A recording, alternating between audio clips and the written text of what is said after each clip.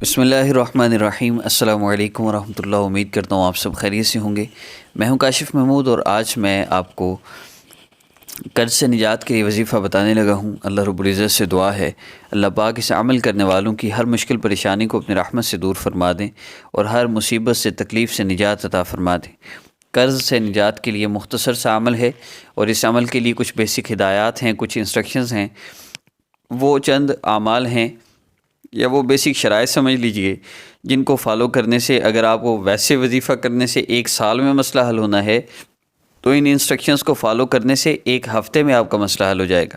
وہ انسٹرکشنز ہم نے ایک ویڈیو میں اپلوڈ کی ہیں، اس میں وظائف کرنے کی مکمل ڈیٹیل موجود ہے۔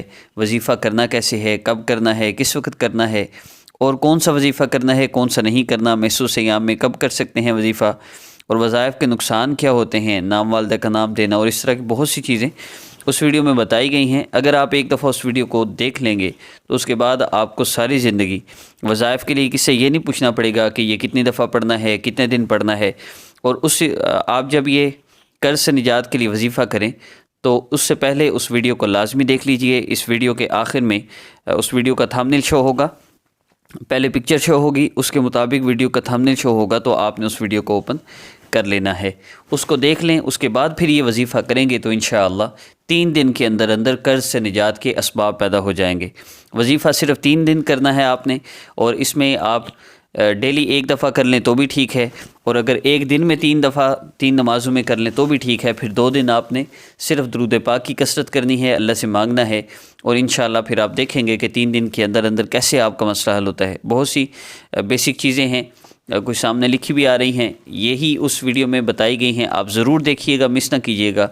اور عمل کی ترتیب کی طرف بڑھتے ہیں۔ آپ نے 2 رکعت نفل حاجت کی نیت سے پڑھنے ہیں، اور محسوس ایام میں ہے تو کیا کرنا ہے اس ویڈیو میں بیسک ڈیٹیل بتا دی گئی ہے۔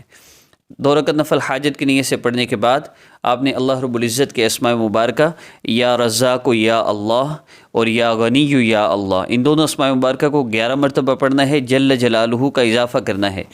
یا رزاق یا اللہ جل جلالہ، یا غنی یا اللہ جل جلالہ، اس طرح آپ نے 11 مرتبہ پڑھنا ہے۔ اس کے بعد آپ نے جتنا ہو سکے آقا پاک صلی اللہ علیہ وسلم پر درود پاک پڑھنا ہے، اور اس کے بعد آپ نے دعا کر لینی ہے۔ درود پاک کم سے کم کتنا، زیادہ کتنا، یہ بھی اس ویڈیو میں بتایا گیا ہے، اور دعا کیسے کرنی ہے، دعا کا مکمل طریقہ بھی اس ویڈیو میں بتایا گیا ہے۔ جب آپ دعا کر لیجئے تو اس کے بعد آخر میں آپ نے درود پاک پڑھنا ہے کم از کم 3 مرتبہ۔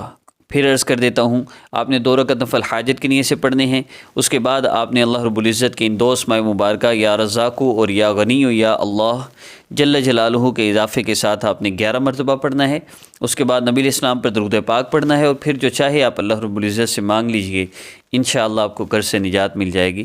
اور اس ویڈیو کو آپ ضرور دیکھیے گا، آپ کے لیے ہی یہ ویڈیو بنائی گئی ہے، اور جو بندہ اس ویڈیو کو دیکھ لے گا انشاءاللہ ساری زندگی دعائیں دے گا۔ عمل کی اجازت کے لیے اور ہماری حوصلہ افزائی کے لیے چینل کو سبسکرائب کر لیجئے۔